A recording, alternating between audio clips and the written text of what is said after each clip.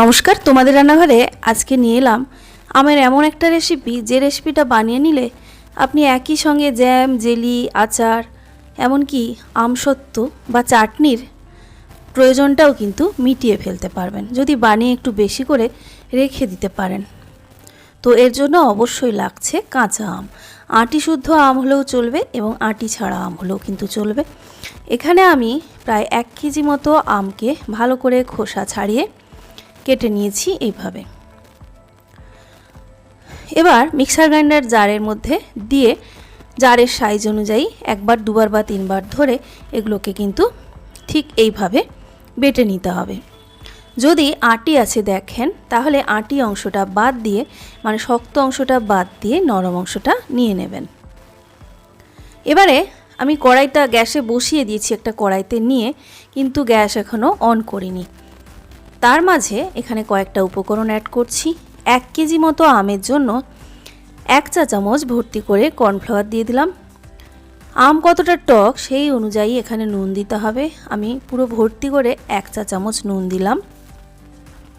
এবার একটা গুঁড়ো মশলা ভাজা, অল্প মৌরি, জিরে আর শুকনো লঙ্কা শুকনো কড়াইতে একটু নেড়ে গুঁড়ো করে দিয়ে দিলাম, প্রায় 1 চা চামচ।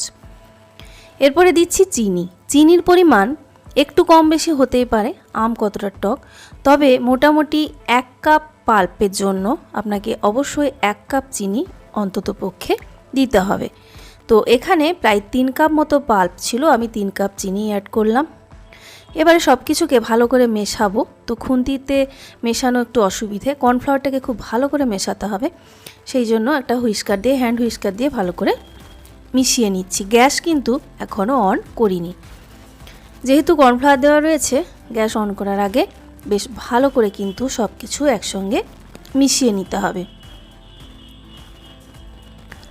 ভালো করে মেশানো হয়ে গেলে এবার কিন্তু গ্যাসটা জ্বেলে দেব। তো গ্যাস জ্বেলে এটাকে কিন্তু প্রথম অবস্থায় কিছুক্ষণ ফ্লেমটাকে কিন্তু বাড়িয়ে রাখবো। প্রথম অবস্থায় একটুক্ষণ বাড়িয়ে রাখবো। তারপরে যখন মোটামুটি গরম হয়ে ফুটতে শুরু করবে, তারপরে বাকি রান্নাটা কিন্তু লো মিডিয়ামের মাঝামাঝি ফ্লেমে রেখে করতে হবে।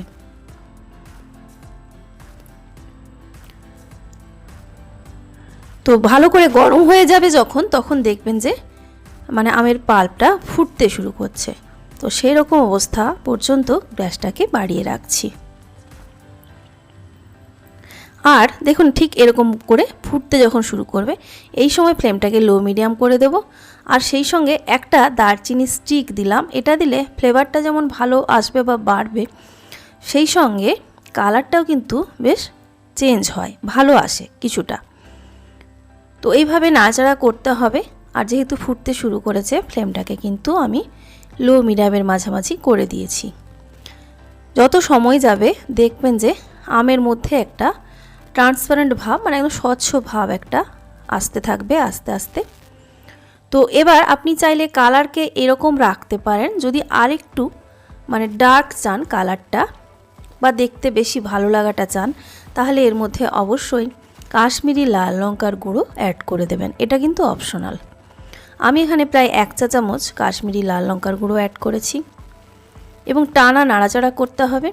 আর এর মধ্যে যদি দেখেন আঁটি অল্প স্বল্প আছে, শক্ত অংশ, সেটাকে বের করে দিতে পারেন। আর আম যেটুকু টুকরো টুকরো হয়ে আছে, এটা কিন্তু খুব সুন্দর করে মিশে যাবে রান্না করতে করতে। যত সময় যাবে দেখবেন কালারটা চেঞ্জ হচ্ছে আর আমের মধ্যে স্বচ্ছ ভাবটা বাড়তে থাকছে। তো এই যে টোটাল মানে প্রসেসটা রান্নার বা সময়টা, সেটা কিন্তু লাগবে প্রায় 25 থেকে 30 মিনিট। কিন্তু এইভাবে আপনি যদি এই রেসিপি একটু বেশি করে মানে বানিয়ে রেখে দিতে পারেন, সারা বছর কিন্তু আম দিয়ে যা কিছু খাওয়ার চাহিদা কিন্তু মিটিয়ে নিতে পারবেন। আর মাঝে মাঝে চেক করবেন অল্প অল্প প্লেটের মধ্যে ফেলে যে এর কনসিস্টেন্সি ঠিকঠাক এসে গেছে কিনা।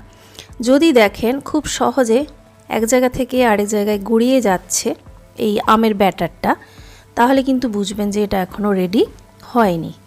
তো এইভাবে মাঝে মাঝে চেক করবেন আর অবশ্যই টানা নাড়াচাড়া করতে থাকবেন।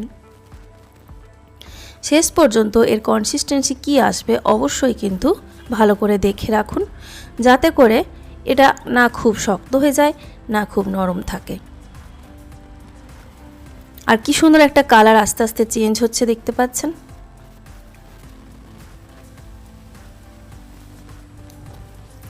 তো এখন দেখুন আরও অনেকটা চেঞ্জ হয়ে গেছে। আর এই যে আমের পাল্পটা মানে ব্যাটারটা ছেড়ে ছেড়ে পড়ছে, তো এটা দেখেই বোঝা যায় যে এটা মোটামুটি রেডি। তবুও আপনি কিন্তু অবশ্যই এটাকে অন্য কোথাও একটু ফেলে জাস্ট মিনিট খানেক ঠান্ডা করে বা কয়েক সেকেন্ড ঠান্ডা করে দেখে নেবেন যে পাল্পটা এদিক ওদিক গড়িয়ে যাচ্ছে কি না। তো দেখুন এখন পাল্পটা কিন্তু আগের থেকে অনেকটা শক্ত হয়েছে, বুঝতে পারছেন। আমি অলরেডি দুবার দেখে নিয়েছি, আবার আমি এবারে দিয়ে দিয়েছি। দেখুন এখন দেখুন সহজে কিন্তু আর আগের মতো গড়িয়ে যাচ্ছে না। তার মানে এটা কিন্তু একদম মানে রেসিপি যে কারণে বানানো তার জন্য একদম রেডি। আর বেশিক্ষণ এটাকে জাল দেওয়া যাবে না, পরিমাণও অনেকটা কমে গেছে, দেখতে পাচ্ছেন।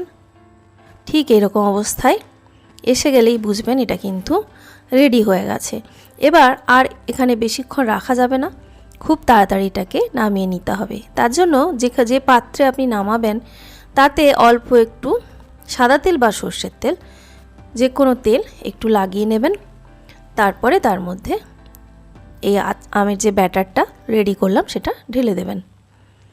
ঢেলে দেওয়ার পরে এটাকে কিন্তু একটু এইভাবে ঝাঁকিয়ে নেবেন যাতে প্রত্যেকটা জায়গা সমান থাকে, সেই জন্য।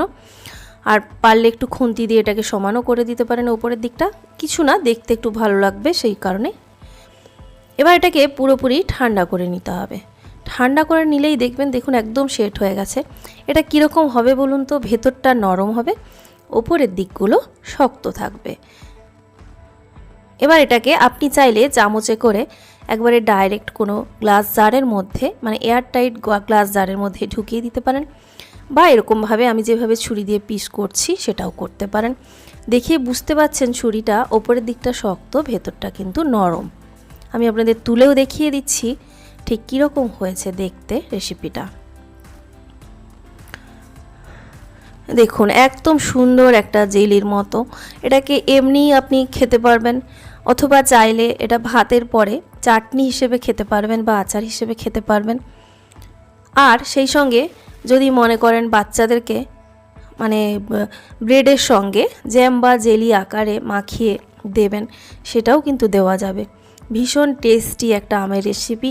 এই সময় কাঁচা আমের সিজনে অনেক কাঁচা আম কিন্তু বাড়িতে দেখবেন নষ্ট হয় এদিক ওদিক পড়ে, আর অন্য সময় যখন খেতে ইচ্ছে করে তখন চাইলেও কিন্তু পাওয়া যায় না। তাই এই সময় এইভাবে বানিয়ে আপনি কিন্তু স্টোর করে অনেক দিন রাখতে পারবেন। আর এটা যদি আপনি ফ্রিজের বাইরে বেশি দিনের জন্য রাখতে চান, একটু ভিনিগার কিন্তু এর সঙ্গে অবশ্যই অ্যাড করে দেবেন। তো বন্ধুরা, এই ছিল আজকের রেসিপি। সবাই ভালো থাকবেন।